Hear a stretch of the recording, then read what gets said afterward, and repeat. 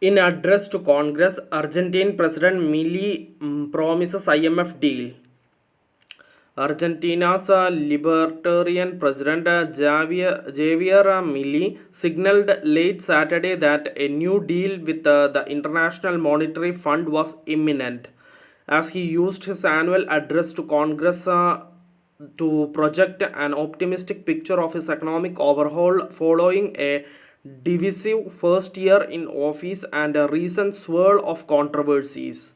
In a speech that played to the sentiments of his right wing base but included little in the way of new policy, Milley promised the crisis stricken nation that in the coming days he would ask Congress to support the government in this new agreement with the International Monetary Fund, even as it seemed Argentina had yet to close the deal. Revisiting the economic themes of his 2023 presidential campaign ahead of crucial midterm elections in October, Milley declared, "We went from talking about a hyperinflation to talking about a long term stability."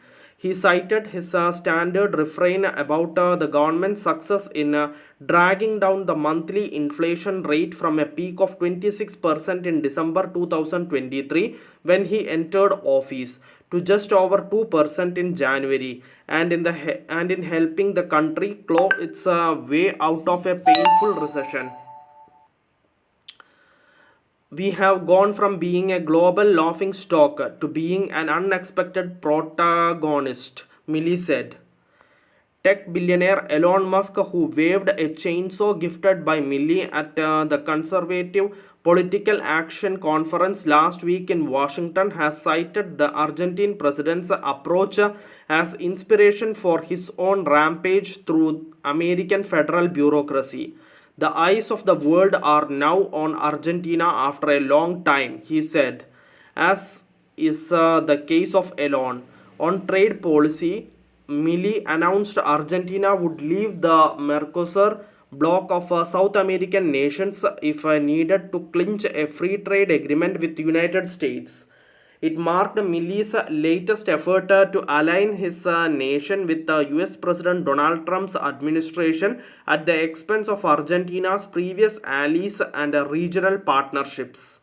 To take advantage of this historic opportunity, we must be willing to make things more flexible or even, if necessary, to leave Mercosur, he said, dangling an IMF deal. In his speech, Milley gave no further details about the supposed new financing deal with the Washington based lender, a program his government has sought for months in order to help lift Argentina's strict capital and currency controls in hopes of reaping the benefits. His free market reforms, which in 2024 delivered Argentina's first fiscal surplus in 14 years.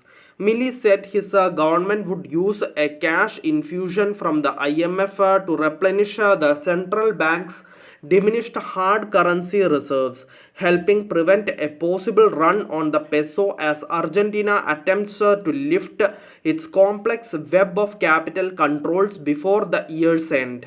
This New Year agreement will give us the tools to pave the way forward a freer and a more efficient exchange rate system for all our citizens to attract greater investments that will translate into lower inflation, greater growth and employment levels, Milley told Congress. Foreign companies consider the notorious currency controls which set an official exchange rate and restrict access to dollars in Argentina to be the greatest impediment to investing in Argentina.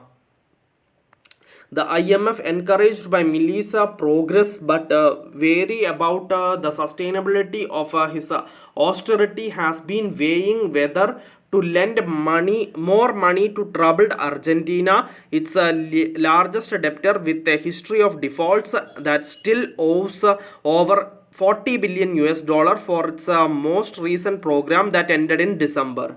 The fund did not immediately respond to a request for comment.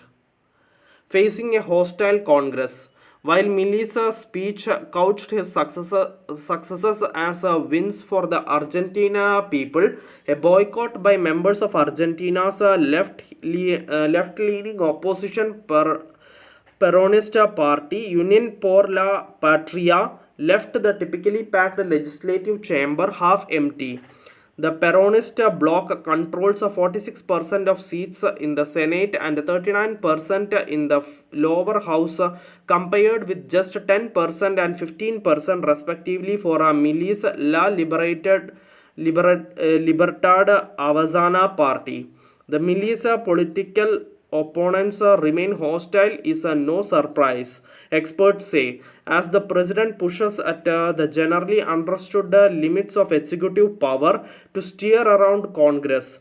The irascible former rocker and TV personality has brought a softer tone to his negotiations with lawmakers in recent months, borrowing some votes from the former center-right government of Mauricio Macri to ensure the passage of some key initiatives. But Milei has largely relied on decrees and other executive powers to deregulate industries, dissolve ministries, lay off over 40,000 public employees, eliminate public works projects, slash inflation adjustments for pensions and wages, and curb the powers of trade unions, among other changes. He showed that he can govern the country without Congress, said Sebastian Menescaldi, an economist with the Buenos Aires consultancy firm Ecogo. Last week, Milei inflamed the political opposition by announcing he would bypass the country's Senate to appoint two Supreme Court justice nominees by decree, one of whom has triggered backlash over accusations of money laundering and illicit enrichment. The appointments were widely criticized an overreach of executive authority that would ensure favorable rulings on his sweeping reforms whose constitutionality has been questioned in federal courts. As tensions rise between the government and lawmakers, midterm elections in October 2025 will prove crucial.